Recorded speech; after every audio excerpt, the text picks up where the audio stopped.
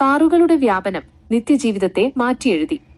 1. നഗരവികസനം. ജോലിസ്ഥലത്തിന് അടുത്ത് തന്നെ താമസിക്കണമെന്ന നിർബന്ധം ഇല്ലാതായതോടെ നഗരങ്ങൾ വികസിക്കുകയും ഉപനഗരങ്ങൾ രൂപപ്പെടുകയും ചെയ്തു. 2. പുതിയ ബിസിനസ്സുകൾ, പെട്രോൾ പമ്പുകൾ, റിപ്പയർ ഷോപ്പുകൾ, റോഡ് വശങ്ങളിലെ സേവനങ്ങൾ എന്നിവ ഉദയം ചെയ്തു. 3.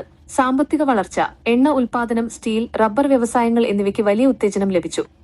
കാറുകളുടെ വൻതോതിലുള്ള ഉൽപാദനം കേവലം യാത്രാസൗകര്യത്തെ മാത്രമല്ല, ആഗോള സമ്പദ് വ്യവസ്ഥയെയും തൊഴിൽ മേഖലയെയും സ്വാധീനിച്ചു.